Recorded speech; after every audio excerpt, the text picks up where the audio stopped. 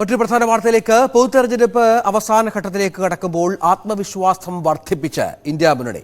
മോദിയും അമിത്ഷായും ജൂൺ 4 കഴിയുമ്പോൾ തൊഴിൽ രഹിതരാകുമെന്ന് മല്ലികാർജുൻ ഖാർഗെ പരിഹസിച്ചു. കാറ്റ് മാറി വീശുകയാണെന്ന് മമതാ ബാനർജിയും ലാലു പ്രസാദ് യാദവും ആത്മവിശ്വാസം പ്രകടിപ്പിച്ചു. ഈ തെരഞ്ഞെടുപ്പിൽ നമുക്കറിയാം നാളെയാണ് പരസ്യ പ്രചരണത്തിന്റെ, അതായത് 7 ഘട്ടമായി നടന്ന ലോക്സഭാ തെരഞ്ഞെടുപ്പിന്റെ പരസ്യ പ്രചരണത്തിന്റെ അവസാന ദിവസം നാളെയാണ്. മറ്റന്നാൾ നിശബ്ദ പ്രചരണ ദിവസമാണ്. 1-ാം തീയതിയാണ് അവസാനവട്ട പോളിംഗ് 58 മണ്ഡലങ്ങളിൽ നടക്കുക. അപ്പോൾ ഓരോ ഘട്ടങ്ങളിലും മാറി മാറി വന്ന നിരവധി വിഷയങ്ങളുണ്ട്. ആദ്യഘട്ടത്തിലൊക്കെ BJP വളരെ ഈസിയായി അധികാരത്തിലേക്ക് തിരിച്ചു വരും, അധികാരത്തിൽ തുടരും എന്നുള്ള വിവരങ്ങളാണ് ദേശീയ മാധ്യമങ്ങളടക്കം റിപ്പോർട്ട് ചെയ്തത്. എങ്കിൽ അവസാന 2-3 ഘട്ടങ്ങളിലെങ്കിലും ഇന്ത്യ മുന്നണി കുറച്ചുകൂടി മുന്നോട്ട് വന്നു. ഇപ്പോൾ അവർ ആത്മവിശ്വാസം അതിന്റെ പരകോടിയിലാണ് എന്നുള്ളതാണ്. MG മിഥുൻ, എന്താണ് ഇതിന്റെ അടിസ്ഥാനം എന്നുള്ളതാണ്. കാരണം നമ്മൾ പലരോടും സംസാരിക്കുമ്പോൾ, മാധ്യമപ്രവർത്തകരോടക്കം സംസാരിക്കുമ്പോൾ പലതരത്തിലുള്ള മാറ്റങ്ങൾ കഴിഞ്ഞ തെരഞ്ഞെടുപ്പ് പ്രചരണ കാലത്തുടനീളം സംഭവിച്ചിട്ടുണ്ട്.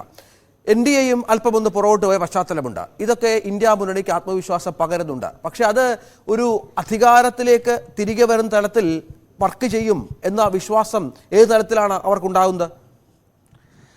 രഞ്ജിത്ത്, അതിൽ നമ്മൾ നോക്കിക്കാണേണ്ട ഒരു കാര്യം, അതായത് ആദ്യ 4 ഘട്ടത്തിലൊന്നും തന്നെ ഇത്രയും അധികം ആത്മവിശ്വാസം ഇന്ത്യ സഖ്യത്തിലെ നേതാക്കളൊന്നും തന്നെ വെച്ച് പുലർത്തുകയും ചെയ്തില്ലായിരുന്നു. പക്ഷേ 4 ഘട്ടം പൂർത്തീകരിച്ചതിന് ശേഷം പക്ഷേ അവരുടെ ആത്മവിശ്വാസം അത് വലിയ രീതിയിൽ തന്നെ കൂടുന്നതാണ് നമുക്ക് കാണാൻ സാധിച്ചത്. കാരണം ഒരു 300-ന് മുകളിലേക്ക് ഇന്ത്യ സഖ്യം സീറ്റുകൾ നേടും, അധികാരത്തിൽ തിരിച്ചെത്തുമെന്നുള്ളൊരു ആത്മവിശ്വാസം അവർ പ്രകടിപ്പിക്കുകയും ചെയ്യുന്നു. അതിൻ്റെ ഭാഗമായി ജൂൺ 1-ന് ഇന്ത്യ സഖ്യത്തിൻ്റെ എല്ലാ നേതാക്കളെയും വെച്ചു ചേർത്തുന്ന ഒരു നിർണായകമായ യോഗം വരെ വിളിച്ചു ചേർത്തിട്ടുണ്ട്. 7-ാം ഘട്ടം പൂർത്തിയായതിനു ശേഷം അന്ന് രാത്രി 7 മണിക്ക് ഡൽഹിയിൽ വെച്ചാണ് ഈ യോഗം ചേരുകയും ചെയ്യുന്നത്. ആ യോഗത്തിന്റെ പ്രധാന അജണ്ട തന്നെ പ്രധാനമന്ത്രി ആരാണ് ഇന്ത്യ സഖ്യത്തിലെ എന്നുള്ള ചർച്ചകളാണ് അതിൽ നടക്കുന്നത്. ഒപ്പം തന്നെ ഈ മന്ത്രിസഭ വികസനവുമായി ബന്ധപ്പെട്ട് മന്ത്രിസഭയിൽ ആർക്കൊക്കെ തന്നെ അംഗത്വം നൽകണം, ഒപ്പം തന്നെ പ്രാതിനിധ്യം നൽകണം, ഏതൊക്കെ പാർട്ടിക്ക് മുൻഗണന നൽകണം തുടങ്ങിയ കാര്യങ്ങളൊക്കെ തന്നെ ചർച്ച ചെയ്യുന്നതിന് വേണ്ടിയാണ് ഇത്തരത്തിലുള്ളൊരു യോഗം വിളിച്ചു ചേർക്കുകയും ചെയ്തിരിക്കുന്നത്. അത്തരത്തിൽ അവർ വിജയിച്ചു കഴിഞ്ഞു എന്നുള്ള രീതിയിലുള്ള ആത്മവിശ്വാസം നേതാക്കളുടെ ഭാഗത്തുനിന്ന് വരുന്നു എന്നുള്ളത് തന്നെയാണ്.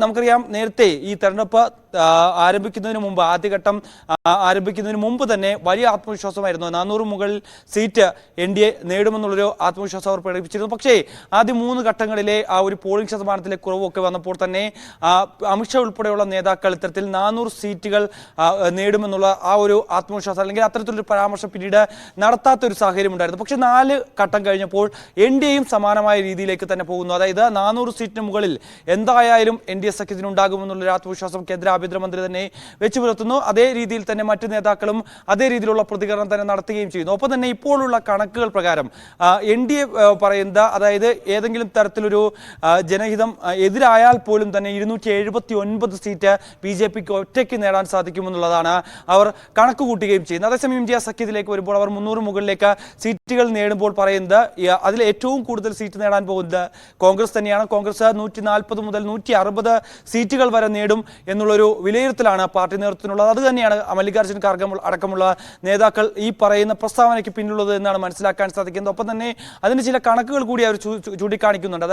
അതായത് പശ്ചിമ ബംഗാൾ, ഒപ്പം തന്നെ മഹാരാഷ്ട്ര, രാജസ്ഥാൻ, ഉത്തർപ്രദേശ് അടക്കമുള്ള പ്രധാനപ്പെട്ട സംസ്ഥാനങ്ങൾ, കൂടാതെ തന്നെ ഒഡീഷ അടക്കമുള്ള സംസ്ഥാനങ്ങളിലൊക്കെ തന്നെ BJP ശക്തമായ തിരിച്ചടി ഇത്തവണ ഉണ്ടാകുമെന്നുള്ളത് തന്നെയാണ് അവർ വിലയിരുത്തപ്പെടുകയും ചെയ്യുന്നത്. കാരണം അതിൽ ചൂണ്ടിക്കാണിക്കുന്നത് ഒഡീഷയെ സംബന്ധിച്ച് നവീൻ പട്നായിക്കുമായി ഒരു തുറന്ന പോരിലേക്ക് BJP നേതൃത്വം കടന്നു കഴിഞ്ഞിരിക്കുന്നു എന്നുള്ളത് തന്നെയാണ്. നവീൻ പട്നായിക്ക് ഇതുവരെയും NDAയുടെ ഭാഗമല്ല, ഒപ്പം തന്നെ ഇന്ത്യ സഖ്യത്തിന്റെ ഭാഗമല്ല. പക്ഷേ മുൻകാലങ്ങളിലൊക്കെ തന്നെ BJD കൃത്യമായി തന്നെ NDAയുടെ പുറത്തുനിന്ന് സപ്പോർട്ട് ചെയ്യുന്നത് നമ്മൾ കാണുകയും ചെയ്തിട്ടുള്ളതാണ്. പക്ഷേ ഇത്തവണയും അതേ രീതിയിൽ തന്നെ പോകും, അല്ലെങ്കിൽ NDAയുടെ ഭാഗമായി പോകുമെന്നുള്ള തെരഞ്ഞെടുപ്പിന് മുമ്പേ ഒരു അഭ്യൂഹങ്ങളുണ്ടായിരുന്നു, ചില സൂചനകൾ ഉണ്ടായിരുന്നു എങ്കിൽ തന്നെ പക്ഷേ പിന്നീട് അത് അവർ തമ്മിലുള്ള ഒരു തുറന്ന പോരിലേക്ക് പോവുകയും ചെയ്യുന്നു. കൂടാതെ കഴിഞ്ഞ ദിവസം കേന്ദ്ര ആഭ്യന്തരമന്ത്രി അമിത്ഷാ പറഞ്ഞൊരു വാചകമുണ്ടായിരുന്നു, അതായത് ഒരു തമിഴൻ നിങ്ങളെ മുഖ്യമന്ത്രിയായി ഭരിക്കുന്നത് നിങ്ങൾക്ക് വെച്ചു പൊറിക്കാനാകുമോ എന്നുള്ളൊരു കാര്യമായിരുന്നു. അതായത് നവീൻ പട്നായിക്കിന്റെ ഏറ്റവും വിശ്വസ്തനായിട്ടുള്ള VS പാണ്ഡ്യൻ എന്ന നേതാവിനെ ഉദ്ധരിച്ചുകൊണ്ടായിരുന്നു, BJDയുടെ നേതാവിനെ ഉദ്ധരിച്ചുകൊണ്ടായിരുന്നു ഈ ഒരു പരാമർശം നടത്തുകയും ചെയ്തത്. ഞങ്ങൾ അധികാരത്തിൽ വന്നാൽ BJP മുന്നോട്ട് വെക്കുന്ന ഒരു ഹിന്ദി സംസാരിക്കാൻ അറിയാവുന്ന അല്ലെങ്കിൽ ഒഡിയ സംസാരിക്കാൻ അറിയാവുന്ന ഒരു മുഖ്യമന്ത്രിയെ നിങ്ങൾക്ക് നൽകുമെന്നുള്ള ഒരു പരാമർശമായിരുന്നു ആഭ്യന്തരമന്ത്രിയുടെ ഭാഗത്തു നിന്നും ഉണ്ടാവുകയും ചെയ്തത്. അത്തരത്തിൽ അവിടെ ഒരു വിള്ളൽ നിൽക്കുന്നു. ഒപ്പം തന്നെ മഹാരാഷ്ട്ര മഹാരാഷ്ട്രയിൽ കഴിഞ്ഞ ദിവസം നമുക്കറിയാം മഹാരാഷ്ട്രയിൽ വലിയ രാഷ്ട്രീയ നീക്കങ്ങളൊക്കെ ആയിരുന്നു കഴിഞ്ഞ 2 വർഷക്കാലമായി അവിടെ അരങ്ങേറിയിരുന്നത്. ആദ്യം ഉദയ് വിഭാഗത്തിന്റെ, അതായത് ശിവസേനയെ പിളർത്തിക്കൊണ്ട് അതിന്റെ പ്രധാനപ്പെട്ട ഒരു വിഭാഗത്തെ, ഏകനാഥ് ഷിൻഡെ അടക്കമുള്ള വിഭാഗത്തെ ഇന്ത്യയുടെ ഭാഗമാക്കാൻ അവിടെ BJP-ക്ക് സാധിക്കുകയും ചെയ്തു. പിന്നീട് ഏകദേശം 1 വർഷത്തോളം കഴിഞ്ഞതിന് ശേഷം പിന്നീട് അവിടെ NCP-യെ പിളർത്തുന്നു. അവിടെ അജിത് പവാർ പക്ഷത്തെ ഇന്ത്യയുടെ ഭാഗമാക്കാൻ BJP-ക്ക് സാധിക്കുകയും ചെയ്തു.